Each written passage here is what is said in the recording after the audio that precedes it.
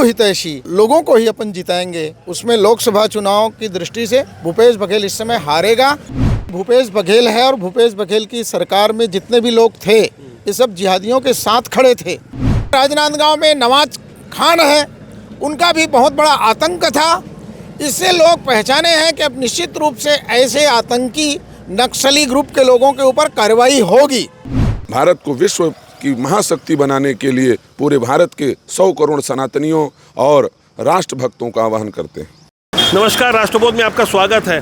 छत्तीसगढ़ में दूसरे चरण का मतदान 26 अप्रैल को होगा और इसे लेकर राजनांदगांव लोकसभा क्षेत्र बेहद संवेदनशील जो माना जाता है, वहाँ एक मुद्दा गरमाया था। कवर्धा में भगवा ध्वज का अपमान हुआ था 2020 में। उसके बाद 2023 में निकट ही बीरनपुर में भुवनेश्वर साहू की हत्या हुई थी। इसे लेकर विश्व हिंदू परिषद काफ़ी आक्रामक रही। विश्व हिंदू परिषद के प्रदेश कार्यकारी अध्यक्ष चंद्रशेखर वर्मा जी और संत राजीव लोचन दास जी और अन्य हिंदूवादी यहाँ उपस्थित हैं। मैं उनसे उनकी राय जानने की कोशिश करूँगा। आपका राष्ट्रबोध में स्वागत है।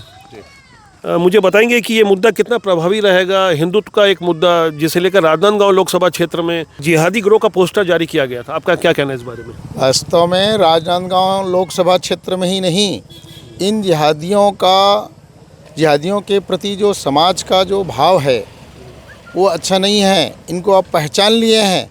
जिहादियों का बहिष्कार करने के लिए सब तैयार हैं और जिहादियों को जिन लोगों ने सहयोग किया, इन लोगों में से भूपेश बघेल है और भूपेश बघेल की सरकार में जितने भी लोग थे ये सब जिहादियों के साथ खड़े थे।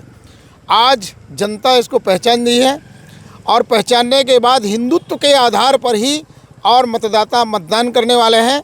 हम लोग भी विश्व हिंदू परिषद और जितने हिंदूवादी संगठन हैं, हमारे पूज्य साधु संत हैं, ये सब लोग मिलकर हिंदू हित के लिए जो काम करने वाला है, जो हिंदू हितैषी है, जो राष्ट्र के हित के लिए काम करने वाले हैं, उनके लिए सब लोग काम कर रहे हैं और यही आह्वान कर रहे हैं, जो हिंदू हित का काम करेगा वही देश में राज करेगा।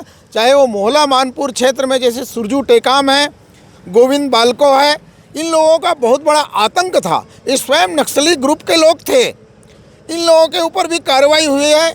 इसके कारण वहाँ के लोगों का मनोबल इस समय ऊपर उठा है। इन जिहादियों के आतंक से लोग त्रसित थे, भयभीत थे। जैसे यहाँ राजनांदगांव में नवाज खान है, उनका भी बहुत बड़ा आतंक था। इससे लोग पहचाने हैं कि अब निश्चित रूप से ऐसे आतंकी नक्सली ग्रुप के लोगों के ऊपर कार्रवाई होगी और निर्भय होकर लोग हिंदू हित के लिए, राष्ट्र हित के लिए मतदान करेंगे। महाराज जी, आपका भी काफ़ी बड़ा योगदान रहा। आप अक्सर मुखर रहे हैं जब हिंदूवादियों पर आक्रमण हुआ या हिंदू जनता के ऊपर प्रहार हुआ। आपका क्या कहना है, खासकर राजनांदगांव लोकसभा क्षेत्र के लिए आपका क्या कहना है? राजनांदगांव लोकसभा में भारतीय जनता पार्टी पूर्ण बहुमत में बहुत अच्छे ढंग से जीतेगी और जो बात इस समय के हमारे केंद्रीय नेतृत्व ने यहाँ पर जो बयान दिया कि 3 वर्ष के भीतर छत्तीसगढ़ से नक्सलियों को समाप्त करेंगे, यही मूल मुद्दा है। रोटी कपड़ा मकान खाए पिए बर कोखरो बर कोई टेंशन नहीं है। पहली समस्या रही से कमाथान, लेकिन खाए बर बाँचा ही नहीं। अब आजकल खूब बाँचा थे, लेकिन समस्या ये है बचत खूब है लेकिन पचत नहीं है। किसी के पास धन संपत्ति की कोई कमी नहीं है। कमी है तो शांति और सुरक्षा की, जिसको वर्तमान की जो सरकार है वो अच्छे ढंग से दे रही है। हिंदुओं के हित को, बहुसंख्यकों के भाव को सरकार समझ रही है और हम संत महात्मा भी ऐसे राष्ट्र ऋषि को जो 15 साल से मुख्यमंत्री थे, 10 साल से प्रधानमंत्री हैं, 25 साल हो गया, 18 घंटे राष्ट्र सेवा को अपना सर्वोपरि मान करके जो सेवा कर रहे हैं, हम उनको संत मानते हैं। इसलिए हम संत लोग पूरे भारत में उस संत की अभियान को पूरा करने के लिए और राम राज्य लाने के लिए, भारत सर्वोत्कृष्ट बनाने के लिए हम जनता का आह्वान करते हैं और हम लोग स्वयं मतदान करेंगे और हम सब लोग भारत को विश्व की महाशक्ति बनाने के लिए पूरे भारत के 100 करोड़ सनातनियों और राष्ट्रभक्तों का आह्वान करते हैं। कवर्धा में भगवा ध्वज का अपमान हुआ था 3 अक्टूबर 2021 को। उसके बाद लगातार कर्फ्यू लगाया गया और वहाँ स्थिति बेहद तनावपूर्ण रही। कवर्धा का इलाका राजनांदगांव लोकसभा क्षेत्र के अंतर्गत आता है। क्या यहाँ लोकसभा में ये मुद्दा अभी प्रभावी आपको दिख रहा है और आपकी क्या भूमिका रह सकती है विश्व हिंदू परिषद की इसमें? विश्व हिंदू परिषद की भूमिका बहुत ही प्रभावी है। और कवर्धा क्षेत्र की जनता बिल्कुल इस भगवा ध्वज के अपमान का जो मुद्दा है, विषय है, उसको अभी तक भूली नहीं है। हम लोग जहाँ जहाँ पर भी जाते हैं तो वहाँ पर यही बात उठती है कि ये भूपेश बघेल की ही सरकार थी, उसके मंत्रिमंडल के प्रमुख मोहम्मद अकबर ही था।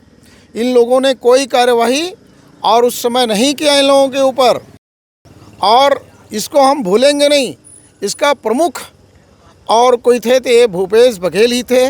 भूपेश बघेल को इस बार किसी भी स्तर पर नहीं लाने देंगे, नहीं आने देंगे, और निश्चित रूप से यहाँ पर और हिंदू हितैषी और लोगों को ही अपन जिताएंगे। उसमें लोकसभा चुनाव की दृष्टि से भूपेश बघेल इस समय हारेगा। इसी संकल्प के साथ विश्व हिंदू परिषद और हमारे आम हिंदू समाज काम कर रहा है। सरजू टेकाम ने विश्व हिंदू परिषद, बजरंग दल और भारतीय जनता पार्टी के नेताओं को, पदाधिकारियों की उनकी गर्दन काटने, उनकी हत्या करने की बात कही थी, और जिसे लेकर आप भी आक्रामक हैं। और आज सरजू टेकाम जेल के अंदर है और उसने वैसा किया भी था। भारतीय जनता पार्टी के एक नेता की हत्या भी हो गई थी, उसमें उसकी भूमिका को लेकर रेखांकित किया गया था। आज लोकसभा चुनाव के दौरान आप कैसे देख पा रहे हैं उसकी गिरफ्तारी को, और खासकर मानपुर मोहल्ला और आसपास के क्षेत्रों में जहाँ सरजू टेकाम का प्रभाव था? सरजू टेकाम ने विश्व हिंदू परिषद और केवल बीजेपी के लोगों, कार्यकर्ताओं के और हत्या की बात नहीं की थी। उन्होंने तो उनकी योजना से ही सरखेड़ा गांव में माता दुर्गा की प्रतिमा को अपमानित ढंग से उठाया गया, और माता दुर्गा की प्रतिमा को एक पहाड़ी के नीचे ले जा करके, जैसे एक व्यक्ति की, मृत व्यक्ति की चिता बनाते हैं, ऐसी चिता बनाकर उसमें दुर्गा माता की प्रतिमा को और अग्निदाह संस्कार और किया गया।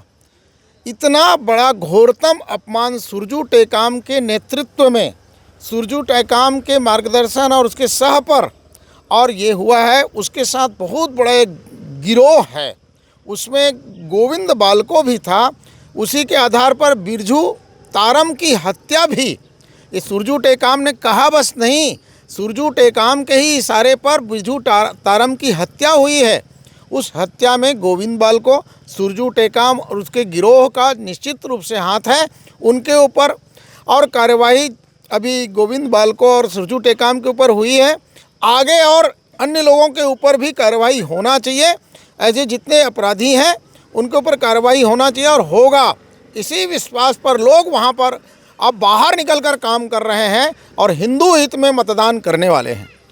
हिंदू हित में मतदान की बात हुई है, और आज जैसे कि आप समझ पा रहे हैं, सरजू टेकाम जो कि भोले भाले आदिवासियों को भड़काकर बताता था कि वो हिंदू नहीं है, और इसमें काफ़ी हद तक वो सफल भी रहा और लगातार हिंदू विचारधारा के विरुद्ध कुठाराघात करता रहा। राजनांदगांव इलाके से उसकी गिरफ्तारी हुई है, अर्बन नक्सली के रूप में घोषित किया गया है, और देश के प्रधानमंत्री भी सीधे सीधे कांग्रेस का नाम लेकर अर्बन नक्सली की विचारधारा वाला बता रहे हैं। ऐसे में राजनांदगांव का लोकसभा चुनाव बेहद रोचक हो गया, जहां से पूर्व मुख्यमंत्री भूपेश बघेल इसके उम्मीदवार है, और भारतीय जनता पार्टी ने उन्हें जिहादी गिरोह का लीडर बताया था। जैसा कि आपने पोस्टर देखा था, राष्ट्रबोध आपका अपना जनमंच है, हम लगातार आपके साथ बने रहेंगे जनहित के मुद्दों के साथ। कैमरा सहयोगी राकेश साहू के साथ मैं पवन केसवानी।